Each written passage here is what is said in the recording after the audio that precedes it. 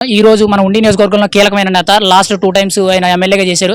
ఇప్పుడు present independent అభ్యర్థిగా సింహం గుర్తుతో పోటీ చేస్తున్నారు శివరామరాజు గారు అని. ఆయనతో ఒకసారి మాట్లాడదాం. సార్ నమస్తే సార్. ఎలా ఉంది సార్ ఇక్కడ పోలింగ్ అనేది ఎలా జరుగుతుంది? పోలింగ్ బాగా జరుగుతుంది. మా ఉండి నియోజకవర్గం ఎప్పుడు కూడా 89-90% పోలింగ్ అవుతుంది. మాదంతా కూడా రూరల్ కదా, అలాగే విలేజ్ బ్యాక్గ్రౌండ్ కాబట్టి అందరూ కూడా ఓటు హక్కుని బాగా వినియోగించుకుంటారు. సింహం విజయం సాధిస్తుంది. శివరామరాజు గారు ఇండిపెండెంట్ గా పోటీ చేస్తున్నారు, ఖచ్చితంగా ప్రత్యర్థులకు గట్టి పోటీ చేస్తారని చెప్పి అందరూ చెప్తున్నారు. మరి ఒక అభ్యర్థిగా ఉండిలో నేను ఎవరినో గెలిపించడానికి ఎవరినో ఓడించడానికి లేను. నేను ఉండిలో ఎమ్మెల్యే కావటానికి ప్రజల అభిష్టంతో వచ్చాను. ఇప్పుడు ఎమ్మెల్యే అవుతున్నాను.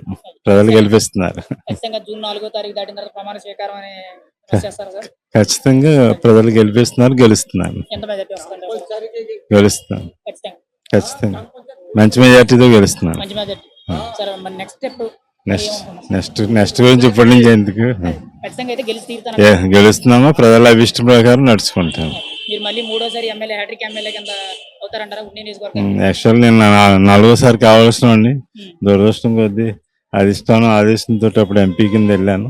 ఏదేమైనా విధిని బట్టి నడుచుకోవాలి, ప్రజల అభిష్టం ప్రకారం నడుచుకోవాలి.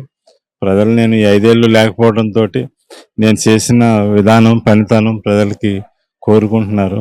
నేను అంతకుముందు ఎలా పనిచేశాను, ఎలా సేవ చేశాను అనేది గుర్తు చేసుకుని ప్రజలందరూ కూడా నన్ను కోరుకుంటున్నారు. చాలా మంది చెప్పేది ఏంటంటే శివరామరాజు గారు 2 సార్లు చేశారు, మాకు ఎంతో కొంత ఆయన మనసులో ఉండిపోయిన వ్యక్తి అని చెప్తున్నారు.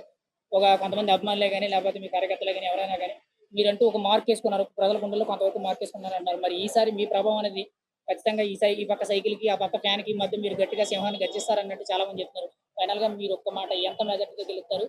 మీ గెలుపు అనేది ఎలా ఉంటుంది? గెలుపు అనేది ఖచ్చితంగా మంచి మెజార్టీతో గెలుస్తున్నాను. ఖచ్చితంగా.